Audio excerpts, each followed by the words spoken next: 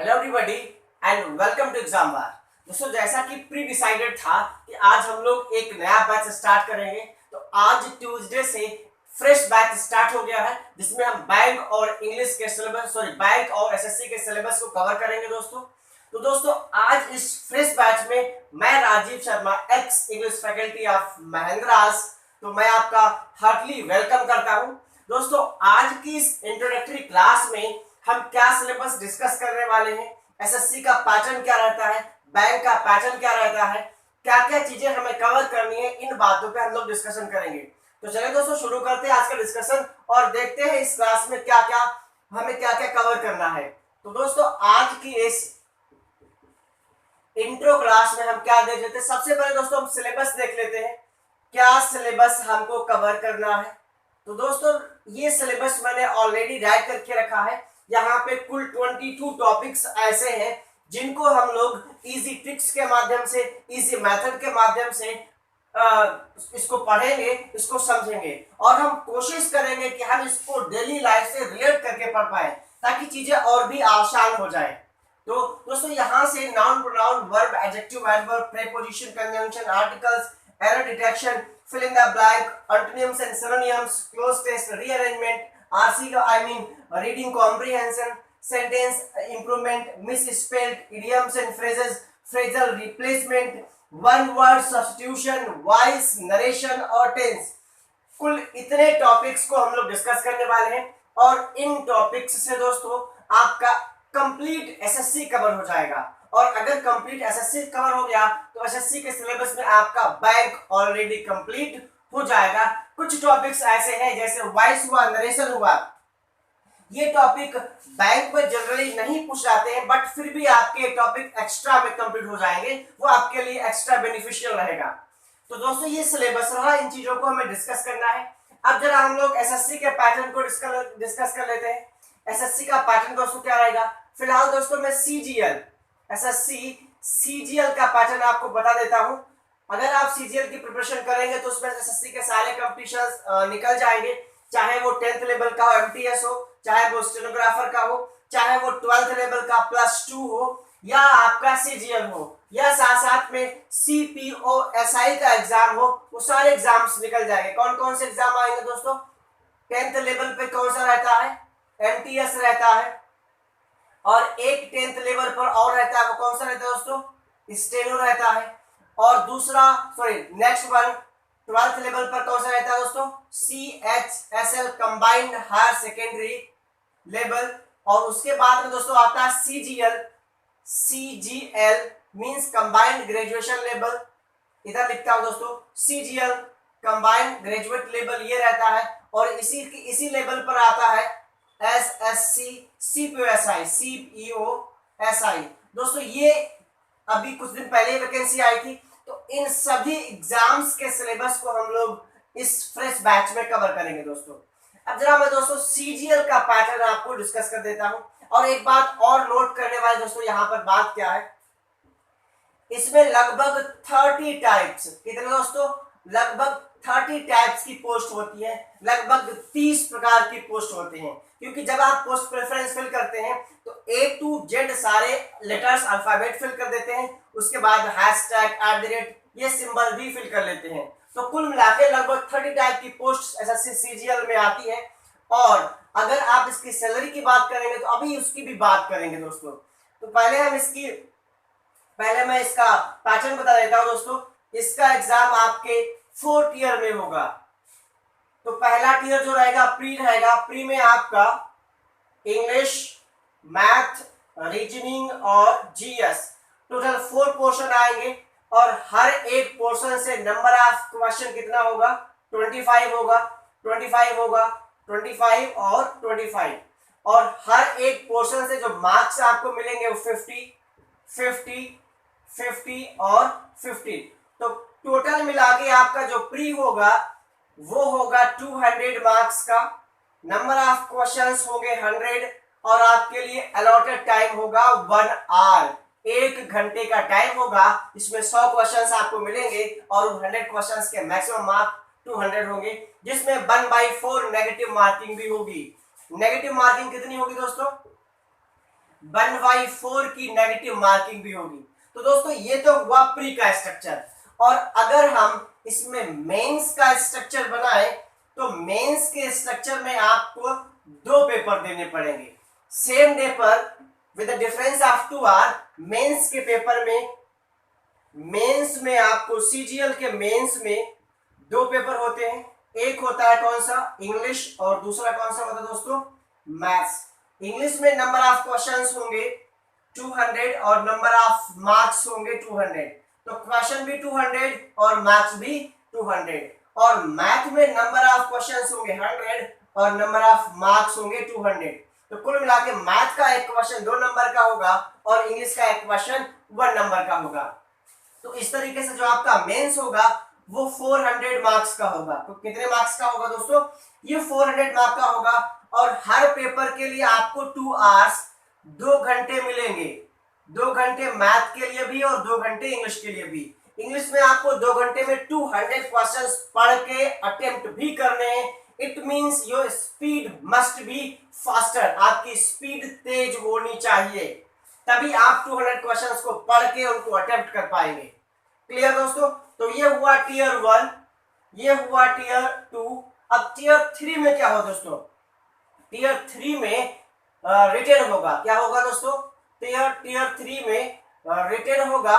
जिस रिटेन में, ये टीयर 3 है, जिस रिटेन में आपसे एसे, क्या दोस्तों, एसे, एप्लीकेशन, प्रेसी, कुछ भी ऐसे एप्लीकेशन लेटर, प्रेसी, कुछ भी राइट करवा सकते हैं।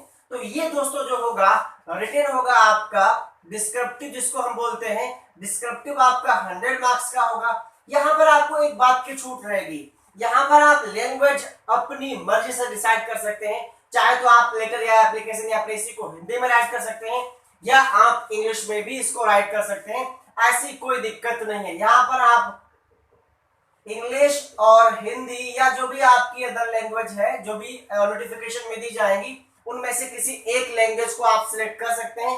ये थोड़ा फायदा आपका रहेगा दोस्तों। ये हुआ टीयर 3। अब टीयर 4 की अगर हम बात करें तो यहीं पर बता देते दोस्तों, टीयर 4। टीयर 4 में दोस्तों टाइपिंग होगी। क्या होगी दोस्तों, टीयर 4 में टाइपिंग होगी और ये क्वालिफाइंग नेचर की होगी। ये कैसी होगी दोस्तों, ये क्वालिफाइंग नेचर की होगी। उसमें सिर्फ आपको क्वालिफाई करना है। इसकी स्पीड आपकी speed 30 to 35 as per notification मांगी जाती है। तो इसके लिए आपकी टाइपिंग स्पीड लगभग 40 प्लस होनी चाहिए, तभी आप एग्जाम हॉल में इतनी स्पीड ला पाएंगे। तो इसकी भी प्रिपरेशन आपको पहले से ही करनी है। तो दोस्तों टोटल 4 ईयर में आपका सीजीएल होगा। अब टोटल मार्क्स कितने होंगे, 200 प्लस 400 प्लस 100। तो जो आपको दोस्तों मेरिट बनेगी, क्या बनेगी दोस्तों, जो आपकी मेरिट बनेगी वो बनेगी 700 मार्क्स पे। कितने बनेगी दोस्तों, 700 मार्क्स पे मेरिट बनेगी। अब आपके दिमाग में क्वेश्चन आ रहा होगा कि कितने नंबर का स्कोर सेफ है। तो दोस्तों इस टाइम पे जैसा एग्जाम का लेवल आ रहा है और जितना बच्चे स्कोर कर रहे हैं उसके हिसाब से आपका 550 मार्क, कितना दोस्तों, इस 700 से 550, क्या दोस्तों, 550, इस इतने मार्क्स पे आपको आपकी डिजायर्ड पोस्ट मिल जाएगी। तो अच्छा होगा कि आप इसको प्लस मान के चले, इससे ज्यादा के लिए तैयारी करें तो आपको आपकी डिजायर्ड पोस्ट मिल जाएगी। तो दोस्तों अब हम बात कर रहे थे, तो ये तो हमने सिलेबस की बात कर ली, पैटर्न की बात कर ली, कितने टीयर में एग्जाम होगा वो बात कर ली। अब इसके बाद मैं आपको एक नजर सबसे अच्छी चीज पर डलवा देता हूँ, सबसे अच्छी चीज बता देता हूँ। जैसे ही वैकेंसी आती है सबसे पहले लोग सैलरी सर्च करते हैं, कितनी सैलरी है। तो इसकी दोस्तों सैलरी होगी, सैलरी कितनी होगी दोस्तों, इसका ग्रेड पे जो है वो है, इसमें 2400 से लेके 4800 रुपए ग्रेड पे की जॉब्स हैं दोस्तों। ये है इसका ग्रेड पे, क्या दोस्तों, इसका ये इसका ग्रेड पे है, क्या दोस्तों, ये इसका ग्रेड पे है। कौन सा है, कितना है, 2400 से लेके 4800 इसका ग्रेड पे है। इसका मतलब ये हुआ कि आपकी मिनिमम सैलरी 35,000 रुपीज और मैक्सिमम मैक्सिमम की तो कुछ कह नहीं सकते, मिनिमम सैलरी जो सबसे लोअर पोस्ट है उसकी कम से कम 35,000 और जो अपर पोस्ट है उसके लिए 55 प्लस, तो उसके लिए ₹55,000 से ज्यादा ही आपको मिलेगा इन हैंड। तो दोस्तों ये इसकी हैंडसम सैलरी हुई है। तो सैलरी की बात हमने दोस्तों कर ली। अब क्या दोस्तों, अब इसके बाद में आपको करना क्या है, आपको ये सैलरी पाने के लिए या अपनी डिजायरेबल पोस्ट अगर आपका कोई सपना है तो वो पूरा करने के लिए आपको स्टार्टिंग से ही मेहनत करनी पड़ेगी, क्योंकि यहाँ पे प्री के नंबर भी मैटर करते हैं, मेंस के नंबर भी मैटर करते हैं। तो आपको वेरी फर्स्ट डे से मेहनत करनी है और आपको 600 का टारगेट अपने माइंड में सेट करके चलना है। टारगेट 600 इस बैच में हम लोग रखेंगे और 600 के हिसाब से हम लोग सारी चीजों को डिस्कस करेंगे। तो दोस्तों इसके बाद में क्या हुआ, अब जरा एक नजर हम बैंक में इंग्लिश क्या रोल प्ले करती है वो डाल देते हैं। तो दोस्तों बैंक की इंग्लिश जो आएगी उसमें दोस्तों आईबीपीएस, क्या दोस्तों,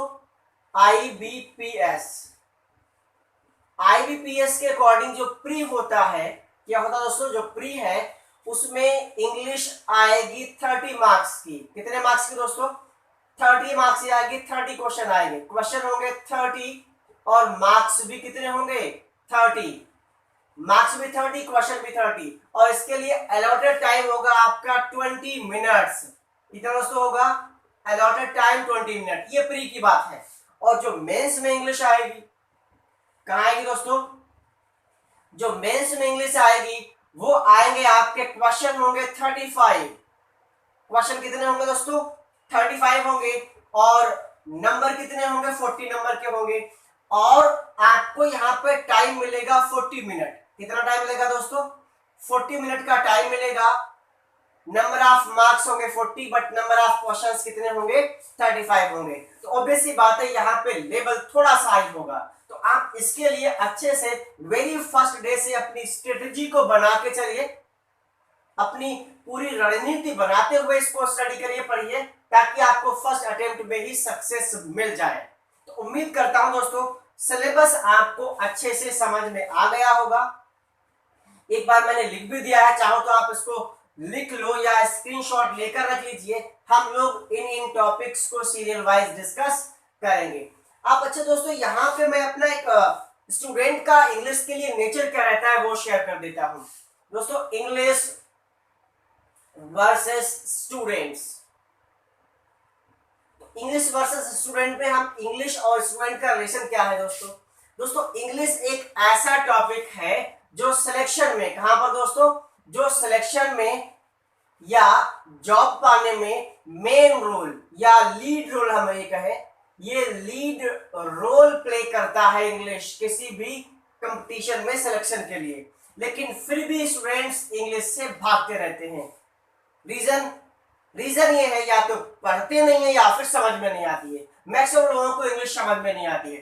तो क्या होता है दोस्तों, 2 दिन पढ़ा इंग्लिश को छोड़ दिया इसीलिए समझ में नहीं आती है। आप उसको कंटिन्यूअसली पढ़िए, लगातार पढ़िए, आपको इंग्लिश समझ में आएगी।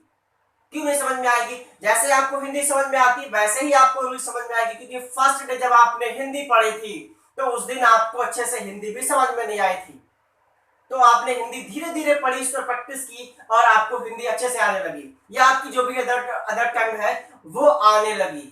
तो वैसे ही आप इंग्लिश में भी थोड़ी प्रैक्टिस करिए, 10-20 दिन पढ़िए, धीरे धीरे आपको समझ में आएगी, तो आपको धीरे धीरे इंग्लिश इजी लगने लगेगी और आपका मन इंग्लिश में लग जाएगा।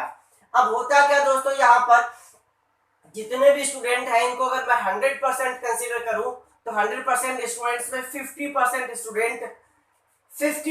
स्टूडेंट इंग्लिश को लाइक नहीं करते हैं। नॉट लाइक मींस इंग्लिश पढ़ना पसंद नहीं करते हैं। और क्या हो दोस्तों, यहां से 20% स्टूडेंट की इंग्लिश, लगभग 20% स्टूडेंट की इंग्लिश लाइक करते हैं ये, और इनकी इंग्लिश अच्छी भी होती है। और 30% स्टूडेंट्स ऐसे होते हैं जो इंग्लिश भले इनको समझ में ना आए लेकिन मेहनत करते हैं, स्ट्रगल करते हैं। यहां पर क्या करते हैं दोस्तों, ये लोग स्ट्रगल करते हैं। तो स्ट्रगल करते बहुत अच्छी बात है, ये 50% बहुत ही अच्छे हैं, बट इन 50% के लिए थोड़ी सी दिक्कत की बात है, क्योंकि अगर इंग्लिश नहीं आएगी तो जो मेन कंपटीशन है आप उससे नेचुरली बाहर हो जाएंगे।